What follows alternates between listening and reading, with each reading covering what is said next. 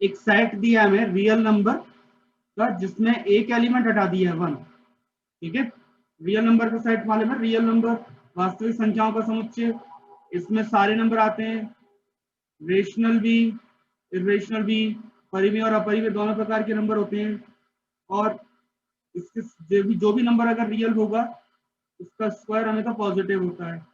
बस इसमें से एक नंबर अपन ने हटा दिया, वो है 1, मतलब बाकी सारे नंबर हैं, केवल एक नंबर को हटा दिया था। तो ये मेरा जो सेट है इसमें 1 को छोड़ के बाकी सारे नंबर आते हैं जो कि रियल है, वास्तविक है। अब ये तो हो गया मेरा सेट समुच्चय जिसमें सारे रियल नंबर है 1 को छोड़ करके। अब मैं ऑपरेशन लेता हूं, संक्रिया। संक्रिया मान लो स्टार है या और बोल दो, कुछ भी नाम दे सकते हो। तो मैं स्टार लिख रहा हूं मान लो, तो ए स्टार बी, इसमें ए और बी दो नंबर में उठाता हूं इस सेट में से और दोनों को सॉल्व करता हूं ऑपरेशन से, तो मेरा जो आंसर आएगा वो A plus B minus A B solve करने पर आएगा, ठीक है। अब मुझे ये बताना है इस ऑपरेशन पे ये जो सेट बन रहा है, जो डिफाइन मैंने किया है, ये ग्रुप होना चाहिए, ये समूह बनना चाहिए, ये मुझे प्रूफ करना है। अगर ये समूह बनता है, ग्रुप है, तो ये 4 नियमों का पालन करेगा। पहला रूल, ग्रुप का पहला नियम, क्लोजर होना चाहिए। क्लोजर का मतलब है कि जो भी आप ये सॉल्व कर रहे हो A plus B minus A B, जिसमें ए और बी दोनों ही नंबर आपके इस सेट में से लिए गए हैं, एक काम करते हैं सेट को आर माइनस में बार बार ना लिख के इस सेट को नाम दे देते हैं हम एस अपने लिए ना। ये एस नाम के सेट में से मैं ए बी दो वैल्यू उठा रहा हूँ, सॉल्व करता हूँ, तो मेरे को ये जो आंसर है ये एस में मिलना चाहिए, तभी तो मैं कह पाऊंगा कि ये क्लोजर लॉ को फॉलो करता है, संवृत संवृत है, ठीक है। अब क्लोजर लॉ फॉलो करेगा जब ये सॉल्व करने पर आंसर एस में आना चाहिए। अब एस में आएगा नहीं आएगा बस एक ही कंडीशन है, अगर 1 हुआ इसको सॉल्व करने पर, अगर आंसर 1 आ गया तो एस में नहीं मिलेगा, ठीक है। और अगर इसको सॉल्व करने पर आंसर 1 नहीं आता है, 1 नहीं आता है, तो ये एस में मिलेगा, ठीक है। 1 के अलावा बाकी सारे नंबर मिलेंगे। काम करते हैं, मान लेते चलो इसका आंसर मेरा क्या आता है, 1 आता है। चेक कर लेते हैं इसका आंसर 1 जो है वो कब आएगा। अगर इसका आंसर मेरे को 1 मिलता है तो फिर ये अब इस बात है क्लोजर नहीं होगा, समृद्ध नहीं होगा। मैं इसका आंसर चेक करता हूँ कि 1 आ रहा है। अब 1 कब आएगा, इसको मैं ऐसा लिख दूं, ए कॉमन ले लेते हैं, 1 माइनस बी जाएगा और ये प्लस, काम करते हैं -1 कॉमन ले लेते हैं, तो ये भी जाएगा 1 माइनस बी, और फैक्टर हो जाएंगे हमारे ए माइनस 1 और 1 माइनस बी, ठीक है। और सॉल्व करने पर आपको मिल जाएगी ए की वैल्यू 1 और बी की वैल्यू 1। जब ए और बी दोनों की वैल्यू 1 होगी तभी सॉल्व करने पर मुझे आंसर 1 आएगा। और ए और बी की वैल्यू 1 हो नहीं सकती, क्यों नहीं सकती, क्योंकि जिस साइड में से ए बी आ रहे हैं उस साइड में 1 है ही नहीं। जब 1 है नहीं मतलब ए और बी की वैल्यू 1 तो हो ही नहीं सकती, क्योंकि 1 तो एस नाम के साइड में है ही नहीं, यानी कि ए बी की वैल्यू 1 नहीं हो सकती, तो इनको सॉल्व करने पर आंसर भी 1 नहीं आएगा। इसका मतलब यह है कि A plus B minus A B भी 1 नहीं हो सकता। तो पॉसिबल यानी कि 1 नहीं है तो ऑब्वियस बात है कोई ना कोई रियल नंबर होगा, ये जो है कोई ना कोई रियल नंबर होगा 1 के अलावा। अब 1 के अलावा जो भी नंबर है वो एस में जाएगा, और इस तरीके से हम बता सकते हैं कि ए स्टार बी जो है वो मेरा एस का ही एलिमेंट है, एस का ही अवयव होगा। ठीक है, हो गया रूल नंबर 1, ठीक है, ये हमारा रूल नंबर 1। अब हम आते हैं रूल नंबर 2। 3 वैल्यू सॉल्व करनी है अलग अलग तरीके से और आंसर सेम आना चाहिए। तो पहले तो मैं बी और सी को सॉल्व करता हूँ। स्टार ऑपरेशन का मीनिंग डिफाइन क्या किया है स्टार ऑपरेशन को, इसका मतलब है जो भी आप वैल्यू सॉल्व करो स्टार से, पहले तो दोनों को प्लस करो, दोनों को मल्टीप्लाई करो और माइनस कर दो, ठीक है। तो बी और सी को सब सॉल्व करेंगे तो क्या B plus C minus B सी, ठीक है। अब इस वाले स्टार को सॉल्व करेंगे, इसका मतलब क्या, दोनों को प्लस करो और मल्टीप्लाई करो, सिंपली माइनस कर दो। ये डेफिनेशन है स्टार की। जो भी नंबर आप सॉल्व कर रहे हैं दोनों तरफ बाइनरी प्लस करो, मल्टीप्लाई करके माइनस करना है दोनों को, ठीक है। ये हमारी डेफिनेशन, उसी के अकॉर्डिंग हम इसको सॉल्व करते हैं। तो आएगा a plus B plus C minus B C minus A B minus A C और प्लस ए बी सी, ये आगे वैल्यू आपकी। अब इसको हम दूसरे तरीके से सॉल्व करें, A star B star C, तो क्या बनेगा a plus B minus A B. पहले ए बी को सॉल्व करते हैं, फिर सी के साथ सॉल्व करेंगे। तो स्टार का मतलब क्या, दोनों नंबर को, पहले दूसरे नंबर दोनों को प्लस करो, दोनों का मल्टीप्लाई करो और माइनस करो, ठीक है। ये डेफिनेशन है।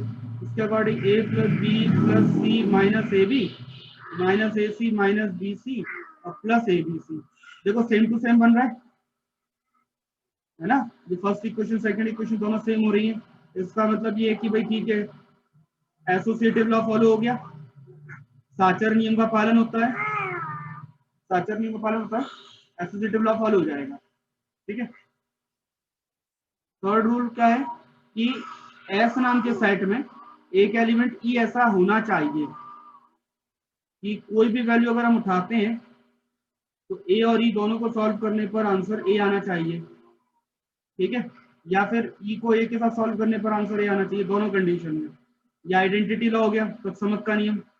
तो ए स्टार ई, तो पहले ए स्टार ई को सॉल्व करें। डेफिनेशन के अकॉर्डिंग क्या होगा, ए प्लस सी ए इंटू ई माइनस करना है और इक्वल टू ए। ए तो कैंसिल हो जाएगा, E minus A equal to जाएगा 0। ई कॉमन लेंगे तो 1 माइनस ए इक्वल टू 0 हो जाएगा। इसका मतलब ई की वैल्यू 0 है तो 1 माइनस ए की वैल्यू 0 है। और ए की वैल्यू 1 पॉसिबल ही नहीं है, ए की वैल्यू 1 तो हो ही नहीं सकती, क्योंकि 1 तो आपके पास है ही नहीं ना इस सेट में, जिस सेट में बात कर रहे हो। तो ए की वैल्यू है ही नहीं। अब इसका मीनिंग क्या होगा, ई इक्वल टू 0, यानी कि ई की वैल्यू आपको 0 मिल गई है कि 0 जो है मेरा वो सबके साथ आइडेंटिटी की तरह बिहेव करेगा, तत्समक अवयव कहलाएगा। चेक कर लेते हैं, ए को 0 के साथ सॉल्व करें तो a plus 0 minus A into 0, solve करने पर आंसर क्या आएगा a। चेक हो गया। राइट हैंड साइड से सॉल्व चेक कर लेते हैं, 0 प्लस ए माइनस 0 इंटू ए, ये भी a हो जाएगा, ठीक है। इस तरीके से ये चेक भी हो गया। तो आपका थर्ड रूल हो गया ये। फोर्थ रूल, ये कहता है कि अगर ए है एक नंबर और एक नंबर बी है, दोनों नंबर मैं एस में से उठा रहा हूं और एक दूसरे के इनवर्स हैं, प्रतिलोम है, तो एक बी को सॉल्व करने पर आंसर आइडेंटिटी आना चाहिए, तत्समक आना चाहिए। और यहाँ पर मेरी आइडेंटिटी की वैल्यू क्या है, 0, जो हम थर्ड रूल में चेक कर सकते हैं। अब ए स्टार बी का मतलब क्या, ए प्लस बी। मुझे ए तो पता है, बी की वैल्यू फाइंड करनी है, क्योंकि मैं बी को क्या बोल रहा हूँ, इनवर्स। यहां से मैं बी की वैल्यू कैलकुलेट कर लेता हूँ। देखो बी की वैल्यू कैलकुलेट करने तो क्या होगा, देखो B minus A B equal to जाएगा माइनस ए, बी कॉमन लेंगे तो आएगा minus A upon 1 minus A और ए अपॉन ए माइनस 1, ऐसा लिख सकते हैं। तो ये बी की वैल्यू है, डिवाइड में 0 नहीं होना चाहिए, तो ऑब्वियस बात है ए की वैल्यू भी 1 तो होगी नहीं, क्योंकि 1 वैसे भी नहीं है हमारे पास, 1 नाम का कोई एलिमेंट ही नहीं है हमारे पास, ये भी नहीं है। तो ये जो बी आ गया ये इसका इनवर्स हो गया। तो इस तरीके से हम ये बता सकते हैं कि हाँ ये चारों नियम फॉलो कर रहा है, ऑल 4 रूल फॉलो हो रहे हैं, इसका मतलब ये ग्रुप है। अच्छा, कम्यूटेटिव और चेक कर लेते हैं अबेलियन है कि नहीं, आबेली है कि नहीं। तो ए स्टार बी की value A plus B minus A B, ठीक है। और बी स्टार ए सॉल्व करें तो क्या आएगा, बी प्लस ए माइनस बी है, तो इसको हम ए प्लस बी लिख सकते हैं, इसको ए भी लिख सकते हैं। तो वापस ये ए स्टार बी आ गया, ठीक है। इसे फिर से ए स्टार आ गया, ए स्टार बी, यानी कि कम्यूटेटिव लॉ फॉलो हो रहा है। तो यानी कि पांचों नियम बनने की वजह से हम इसको बोल सकते हैं कि ये जो सेट है मेरा अबेलियन ग्रुप बनाता है, आबेली समूह बनाता है।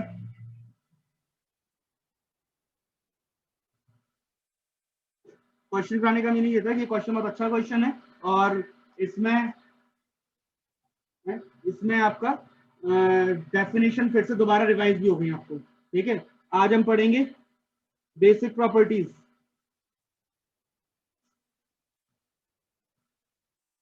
Basic properties of a group, basic properties of a group, ठीक है। समूहों के व्यापक गुणधर्म,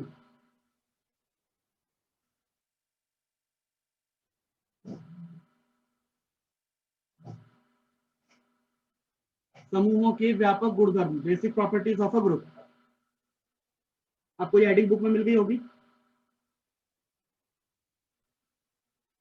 पहला थ्योरम ये कहता है जी एक हमारा ग्रुप है, जी नाम का हमारा एक ग्रुप है, ये एक समूह है। अब जो समूह है ग्रुप है तो कोई ना कोई ऑपरेशन होगा। अब बुक में ऑपरेशन आपके ओ लिखा हो या स्टार लिखा हो, चाहे जैसा भी नाम दिया जाए, ऐसा कोई कंपलसरी नहीं है कि ओ लिखा होगा, स्टार भी लिखा हो सकता है, ठीक है। उससे कोई मतलब नहीं है, हमें समझ में आ गया कि तो ओ है स्टार तो है, क्वेश्चन में आपको समझा दी जाएगा ये क्या है। लेकिन अभी हम ओ भी लिख सकते हैं, स्टार भी लिख सकते हैं। अगर ओ लिख के सॉल्व कर रहे हो तो ओ लिख के करना, स्टार लिख के अगर लिखा है एग्जाम में तो वही ऑपरेशन लिखना जो एग्जाम में लिखा है, ठीक है। अब जी नाम का ग्रुप है, जो कि मान लो मैं स्टार पे बता रहा हूँ, बुक में अगर ओ लिखा है तो उसको आप है ना, चाहे ओ लिखो चाहे स्टार लिखो, ये आपके ऊपर है। तब हमें ये बताना है कि इसमें दो नियम बनते हैं, एक तो left cancellation law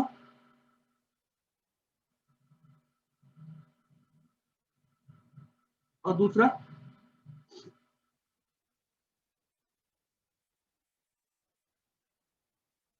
right cancellation law, ठीक है। ये दो नियम होते हैं लेफ्ट एंड राइट, ये दोनों इसमें होल्ड होते हैं। अगर ग्रुप है तो ये दो नियम बनेंगे, याद रखिए, ये दोनों का काम आएगा नियम कि अगर कोई ग्रुप है, मतलब कोई एक सेट है जो चारों नियम का पालन करता है, फोर रूल फॉलो करता है, ग्रुप बनता है, तो उसमें दो नियम तो होंगे ही, पहला लेफ्ट कैंसिलेशन, दूसरा राइट कैंसिलेशन। वाम निरसन नियम,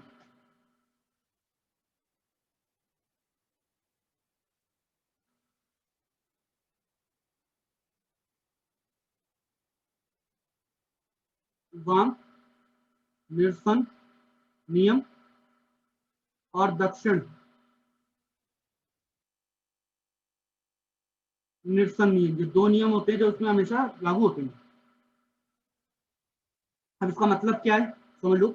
मान लो मैंने तीन वैल्यू उठाई किसी ये सेट जी में से, ए बी और सी, ठीक है। इस तरीके से कि बी के साथ में ए को सॉल्व करता हूं या सी के साथ में ए को सॉल्व करता हूं। मतलब एक बार मैंने ए को सॉल्व किया किसके साथ, बी के साथ, और एक बार ए को सॉल्व किया सी के साथ, और मेरा आंसर क्या आता है, बराबर आता है। ऐसा है तो लेफ्ट वाले ये दोनों, तो राइट वाला ए मेरा कैंसिल हो जाएगा और बी इक्वल टू सी आ जाएगा, ये हो जाएगा आपका राइट, दक्षिण वाला नियम कि आप राइट हैंड में जो नंबर है वो दोनों हो जाएंगे कैंसिल, ठीक है।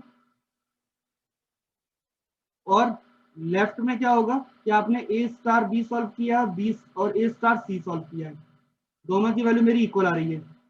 ए के साथ बी को सॉल्व किया और ए के साथ सी को सॉल्व किया, जो भी ऑपरेशन लगाओ दोनों वैल्यू बराबर आती है, तो यहाँ पे लेफ्ट कैंसिल होकर के बी इक्वल टू सी होना चाहिए।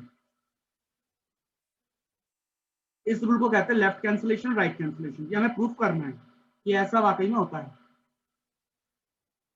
ठीक है। अगर लिखा है 2 + 3 इक्वल टू 2 + 3, तो ये दोनों 2 कैंसिल हो जाएंगे, 3 = 3 हो जाएगा, ठीक है। ऐसा कुछ, ये 3y = 3x, तो ये दोनों कैंसिल हो जाएंगे और y = x हो जाएगा। लेकिन ऐसा कब होगा, जो मेरे जो एलिमेंट हैं वो एक ही सेट में से आएंगे, जी में से, जिसको मैं ग्रुप बोल रहा हूँ। और अभी तक मैंने ग्रुप में बहुत सारे क्वेश्चंस मैंने प्रूफ किए हैं कि भाई हमने कुछ ऑपरेशन पर रियल नंबर को ग्रुप बनाया है, किसी किसी पर हमने परिमेय संख्या को, रेशनल नंबर को ग्रुप बताया है, अभी हमने r-1 को भी ग्रुप बनाया है कुछ ऑपरेशंस पर। तो हमारे जितने भी ग्रुप है उनकी बात कर रही है, जो ग्रुप बन सकते हैं। ये जो स्टेटमेंट है तो पूरा डिटेल हो गया, ऐसे स्टेटमेंट को आप नोट कर लेना, बुक में से प्रूफ देख लो इसका, ठीक है। प्रूफ में हमें पहले हम लेफ्ट सॉल्व कर देते, फिर हम राइट वाला सॉल्व कर देते। ठीक है, तो पहले नंबर पे हम सॉल्व करें left कैंसुलेशन law.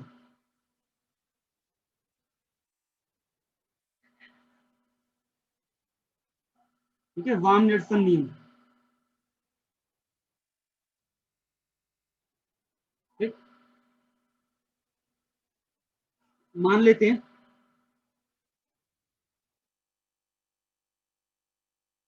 A star B equal to A star C है। ठीक है, ये मैंने मान लिया। ठीक है, और ए बी सी जो है वो मैंने कहां से लिया, जी में से, और जी हमारा क्या है, ग्रुप है, जो कि मुझे क्वेश्चन में दिया गया है। और ग्रुप देने के साथ ही ग्रुप नाम जो यूज हुआ है वो इसलिए हुआ है ना कि इसमें 4 नियम बन रहे हैं, 4 रूल्स फॉलो होते हैं। तो पहले तो मुझे ए कैंसिल करना है, तो उसके लिए मुझे रूल्स फॉलो करने पड़ेंगे। ऐसा नहीं कि डायरेक्ट उठा के कुछ भी कैंसिल कर दिया, अचानक से मेरा मन हुआ तो मैंने कैंसिल कर दिया, ऐसा नहीं होता है। रूल जो है वो अकॉर्डिंग टू लॉ चलेगा। जो भी आप नियम बता रहे हो ये लॉ है, तो अकॉर्डिंग टू डेफिनेशन बनना चाहिए।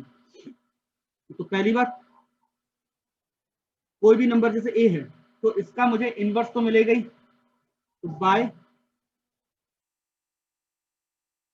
इनवर्स एक्सियम प्रतिलोम अभिग्रहित से, इनवर्स एक्सियम क्या है कि अगर जी में है तो ए इनवर्स भी जी में होगा ही। ए का इनवर्स प्रतिलोम, ठीक है, और ए का प्रतिलोम अगर इसमें है तो ए के इनवर्स को मैं इसके साथ सॉल्व कर सकता हूं। ए इनवर्स को हम ए स्टार बी के साथ दोनों तरफ लेफ्ट में सॉल्व कर सकते हैं, दोनों को, एक ही नंबर को हमने सॉल्व किया एक्स के साथ। ठीक है, लेकिन मुझे सॉल्व ए इनवर्स का ए के साथ हो सकता है क्योंकि मुझे डेफिनेशन पता है ए और इसका इनवर्स को सॉल्व करने पर आंसर आइडेंटिटी आता है। ये तत्सम का प्रतिलोम से, तत्सम अभिग्रहित से। ठीक है, कि ए और उसके इनवर्स को सॉल्व करेंगे तो आंसर आइडेंटिटी आएगा, लेकिन उसका भी अभी ब्रैकेट में सॉल्व कौन हो रहा है, ए बी। मुझे ब्रैकेट चेंज करना पड़ेगा, और ब्रैकेट चेंज करने के लिए जो नियम लगेगा वो आपको लिखना पड़ेगा, कौन से नियम से आपने ये ब्रैकेट बदले। आपने बोला कि ये वैल्यू सेम टू सेम है, कि आपने ए स्टार सी पहले सॉल्व नहीं कर रहे, आप ए इनवर्स ए पहले सॉल्व कर रहे हो, तो कौन सा नियम है वो आपको लिखना पड़ेगा। बाय एसोसिएटिव एक्सियम, साचर्य नियम से। ठीक है, उसके बाद अब ए और उसका इनवर्स को सॉल्व करने पर आंसर क्या आता है, आइडेंटिटी आता है, तत्समक। ठीक है, तो ई आइडेंटिटी है जी में, और by definition of E, by definition of या बाय आइडेंटिटी एक्सियम। ठीक है, तत्समक नियम से। और ई को जिसके साथ सॉल्व करोगे तो बाय डेफिनेशन ऑफ आइडेंटिटी, ये तो इनवर्स, ये तो पहले जो डेफिनेशन बनी, ई जो वैल्यू आएगी ये तो इनवर्स है, बाय इनवर्स एक्सियम प्रतिलोम अभिग्रहित। और ई को किसी के साथ भी सॉल्व करें तो आंसर बी आएगा, ई को सी के साथ सॉल्व करें तो आंसर सी आ जाएगा। ठीक है, और ये आपका नियम हो जाएगा आइडेंटिटी एक्सियम, आइडेंटिटी की डेफिनेशन, जो डेफिनेशन सारी है तो नहीं चाहिए, बिना नियम के ये कोई भी थ्योरम का प्रूफ नहीं हो सकता है। ठीक है, तो आपको नियम सारे याद होने चाहिए। तो इस तरीके से ये जो रूल है ये आपका लेफ्ट कैंसलेशन लॉ कंप्लीट हो जाता है। ठीक है, इसी को हम राइट में कन्वर्ट कर सकते हैं, सेम टू सेम, सेम चीज, ए इनवर्स जो लेफ्ट में जा रहा है उसको राइट में कर दो, ए इनवर्स से आपका राइट में जाएगा, फिर बी स्टार सी ई जो है ये बी स्टार ई हो जाएगा, ई स्टार सी जो है सी स्टार ई हो जाएगा। तो ये राइट में हो जाएगा, तो राइट कैंसलेशन लॉ हो जाएगा। और राइट कैंसलेशन लॉ आप लोग थोड़ा खुद ही ट्राई करके देखिएगा, तो समझ में आ जाएगा कैसे करना है। नेक्स्ट जो थ्योरम है हमारी सेकंड, इसको समझ लेते हैं, स्टेटमेंट क्या कह रहा है कि जी जो है मेरा एक ग्रुप है स्टार ऑपरेशन पे, ये ग्रुप है, ठीक है, ये ग्रुप है, समूह है, मान लो ये मेरा ग्रुप है, और इसमें से मैं दो एलिमेंट उठाता हूँ ए और बी, ठीक, जी में से, और एक लीनियर इक्वेशन हम फॉर्म करते हैं। लीनियर इक्वेशन आप जानते ही है, एक घात समीकरण, एक घातीय समीकरण, लीनियर इक्वेशन। ये हम फॉर्म करते हैं कि ए को अगर x के साथ सॉल्व करने पर ए एक्स इक्वल टू बी आता है, ठीक है, और y के साथ सॉल्व करने पर भी बी मिलता है, ठीक है। तो इसको जो सॉल्यूशन है मेरा, भाई ए का x के साथ सॉल्व करने पे बी आ रहा है, y का a के साथ सॉल्व करने पे बी आ रहा है, ये मेरी दो अलग अलग इक्वेशन है, ठीक है। इनको मुझे सॉल्व करूंगा तो ऑब्वियस बात है मुझे x और y की वैल्यू फाइंड करनी पड़ेगी, ठीक है। तो x और y जो होंगे मेरे, वो हमेशा कैसे होंगे, यूनिक होंगे। इसका जो सॉल्यूशन आएगा, इसका जो हल होगा, जो सॉल्यूशन होगा, सॉल्यूशन ऑब्वियस बात है x होगा या y होगा, और ये जो सॉल्यूशन होगा वो यूनिक होगा, और आंसर मुझे जी में मिलेगा। मतलब x की वैल्यू y की वैल्यू मुझे किस में मिलेगी, जी में मिलेगी। अगर ग्रुप है, सॉल्व कर रहे हो, आंसर आपको ग्रुप में ही मिलेगा, ठीक है। और जो वैल्यू होगी वो यूनिक होगी। ऐसे x की दो वैल्यू पॉसिबल नहीं है, y की दो वैल्यू पॉसिबल नहीं है, यूनिक वैल्यू होगी। यूनिक समझ में आता है ना, अद्वितीय। क्या आपको एक इक्वेशन दी गई है, मान लो 3x इक्वल टू 2, सॉल्व किया आपने तो x की वैल्यू 2/3 मिलेगी। और अगर मेरे ये नंबर मान लो रेशनल नंबर में है, तो मुझे आंसर भी रेशनल में ही मिल रहा है, ठीक है। परिमेय में तो उत्तर भी मेरे को परिमेय में ही मिल रहा है, ठीक है, रेशनल नंबर मिल रहा है। तो x की वैल्यू मेरी इसमें शामिल है, बट और इसकी कोई दो वैल्यू नहीं आएंगी, दो सॉल्यूशन नहीं आएंगे, एक ही सॉल्यूशन पॉसिबल है। ऐसा नहीं कि इसके दो सॉल्यूशन आ जाए, लेकिन मुझे ये प्रूफ करना है कि इसका एक ही सॉल्यूशन आएगा। लीनियर इक्वेशन है, एक घात समीकरण है। पहले मैं इसको सॉल्व करता हूँ, फिर हम इसको, या आप लोग ट्राई करना सेकंड वाला, एक मैं ट्राई कर रहा हूँ, एक आप ट्राई करोगे, ठीक है। तो पहली बात, जी नाम का ग्रुप दिया गया है, एक लीनियर इक्वेशन दी गई है, और उसको प्रूफ करना है कि इसका जो सॉल्यूशन होगा, एक्स की वैल्यू मुझे फाइंड करनी पड़ेगी पहले तो, और एक्स की फाइंड करने के बाद मुझे ये वैल्यू बतानी पड़ेगी कि ये यूनिक है, ठीक है। तो ये मेरे को प्रूफ करना है, थ्योरम 2 का प्रूफ।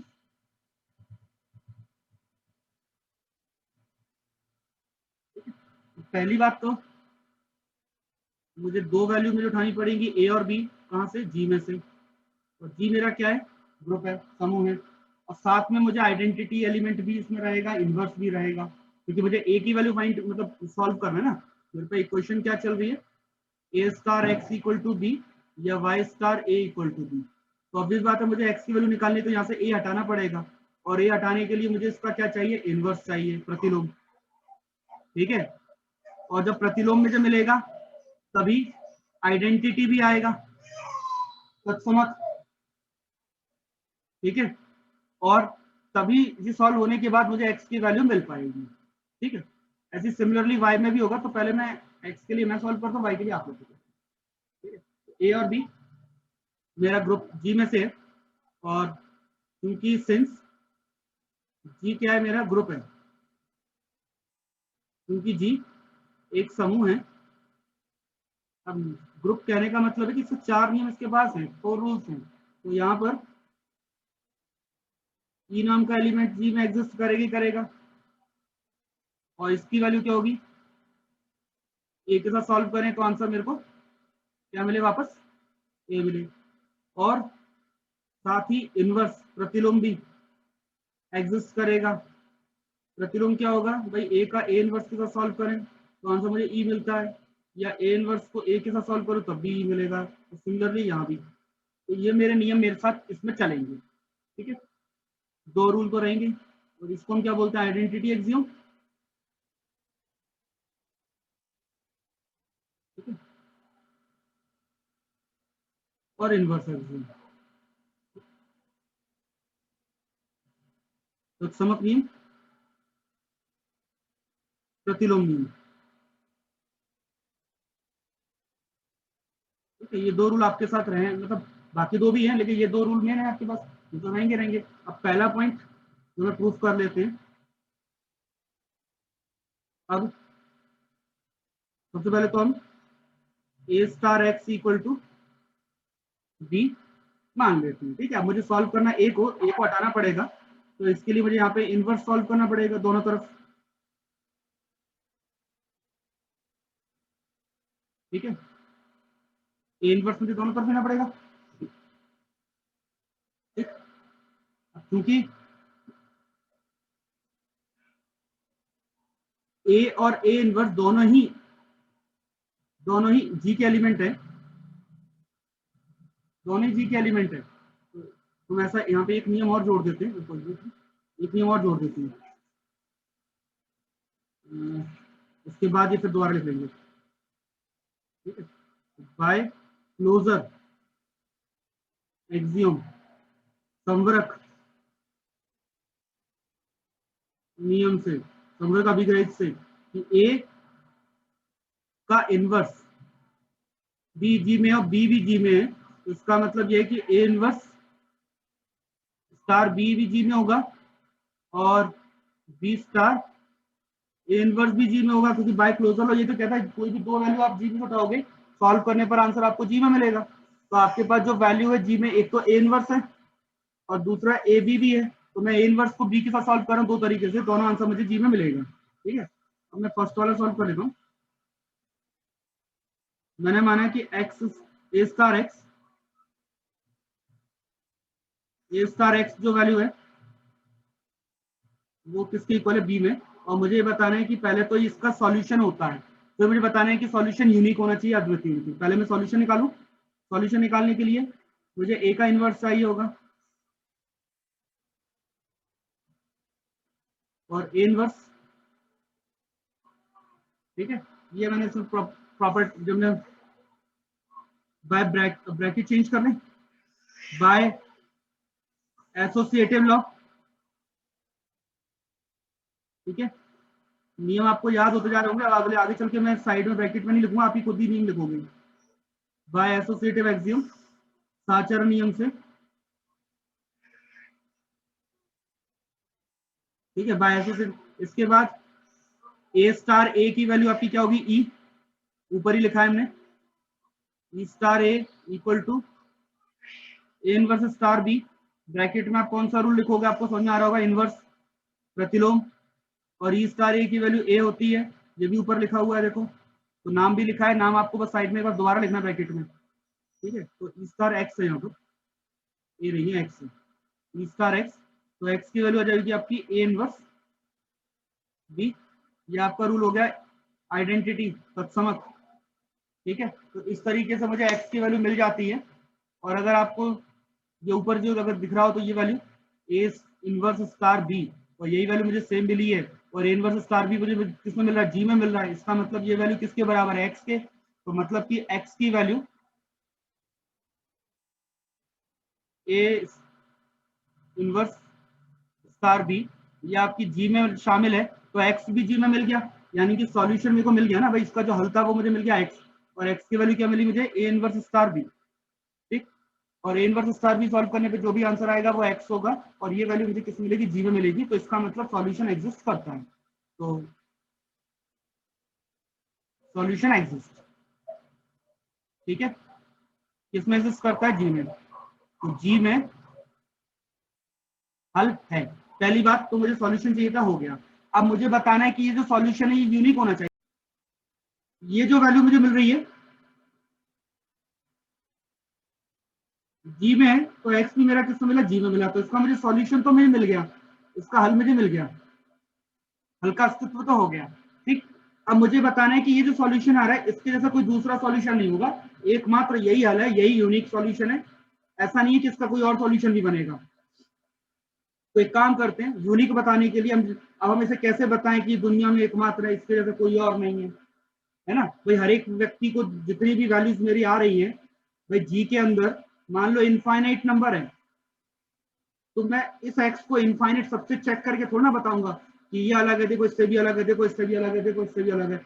मैं क्या करूंगा, ऐसा करता हूं कि इसमें ये मान लेते हैं इसके दो सॉल्यूशन आ रहे हैं, चलो इसके दो हल आ रहे हैं, एक x1 आ रहा है, दूसरा x2 आ रहा है।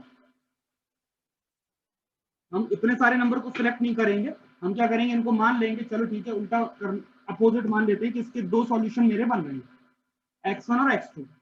अब अगर ये यूनिक हुआ, अद्वितीय हुआ, तो x1 और x2 दोनों एक ही होंगे, और अगर नहीं हुआ तो दोनों अलग अलग होंगे। सीधी सी बात है। अगर दोनों वैल्यू एक आ गई, यूनिक आ जाती है, यूनिक होती है, तो एक ही आएगी, दोनों नाम एक ही होंगे, दोनों अलग अलग नहीं हो सकते। तो प्रूफ हो जाएगा भाई दो वैल्यू बराबर नहीं सकती, तो दो से ज्यादा कैसे हो जाएंगे। ठीक है, तो कोई भी दो, मैंने मान ली कि दो सॉल्यूशन आ रहे हैं। ठीक है, अब ये दो सॉल्यूशन आ रहे हैं तो ऑब्वियस बात है, मेरी जो इक्वेशन है इसमें मैं x1 भी रख सकता हूं और इसमें मैं x2 भी रख सकता हूं। दोनों वैल्यूज को भी दोनों सॉल्यूशन है, क्योंकि x1 भी सॉल्यूशन है, x2 भी सॉल्यूशन है। अब जब ये दोनों सॉल्यूशन है, दोनों का आंसर बी आ रहा है, तो इन दोनों को मैं ऐसा बोल सकता हूं कि ये दोनों वैल्यू बराबर है। अब जब ये दोनों वैल्यू बराबर है, और जिसमें मैंने a b x, चाहे x1 लो चाहे x2 लो, ये सारी वैल्यू मैंने कहां से ली है, जी में से। और जी मेरा क्या है, ग्रुप है, और ग्रुप होने की वजह से दो नियम होते हैं इसमें, लेफ्ट और राइट कैंसिलेशन, वाम और दक्षिण नियम दोनों ही इसमें शामिल होते हैं। तो ऑब्वियस बात है भाई, इसमें लेफ्ट वाला कैंसिल हो जाएगा। ठीक है, कैंसिल करके मत दिखाते हैं, लेफ्ट वाला कैंसिल हो जाएगा, और x1 इक्वल टू क्या हो जाएगा, x2। और ये आपने कौन सा नियम है वो लिखना पड़ेगा, लेफ्ट कैंसिलेशन लॉ, वाम निरसन नियम। ठीक है, तो लेफ्ट कैंसिलेशन लॉ से हम ये बता सकते हैं कि ये दोनों वैल्यू अलग अलग नहीं है, एक ही है। जब ये दोनों वैल्यू एक ही है, तो इसका मतलब ये कि ये जो सॉल्यूशन आ रहा है मेरा x, वो यूनिक होगा, अद्वितीय हल होगा। दो वैल्यू बराबर आ रही है, यानी कि ये जो सॉल्यूशन है वो अद्वितीय है, यूनिक सॉल्यूशन मेरा मिल रहा है, ये मेरा प्रूफ हो जाएगा, है ना। तो ये ऐसे सिमिलरली y के लिए बता सकते हो, y star A equal to B है। तो पहले ही हमने नियम लिख रखे हैं भाई, इनवर्स आएगा, इनवर्स को सॉल्व करते हैं, तो ये बी स्टार ए इनवर्स हो जाएगा। ब्रैकेट चेंज करना पड़ेगा,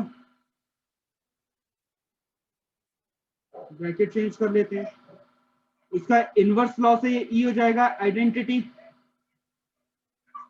और आइडेंटिटी, ठीक है, इनवर्स से, और आइडेंटिटी लॉ से आ जाएगा ये y।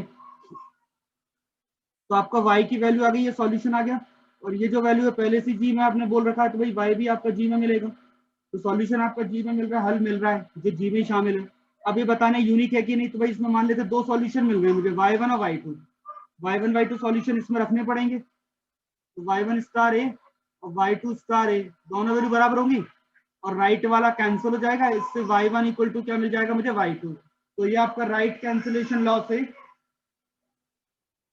राइट कैंसिलेशन लॉ जो हमारा है दक्षिण निरसन नियम, उससे हम बता सकते हैं कि हाँ ठीक है, ये दोनों वैल्यू आपकी बराबर है, यानी कि दो अलग अलग सॉल्यूशन नहीं आ रहे हैं, दोनों सॉल्यूशन एक ही होंगे, दोनों हल एक ही होंगे। तो ये आपका वाम दक्षिण निरसन नियम सत्य होने की वजह से ये आपका प्रूफ हो गया। ठीक है, ये आपका हो गया प्रूफ फाइनल।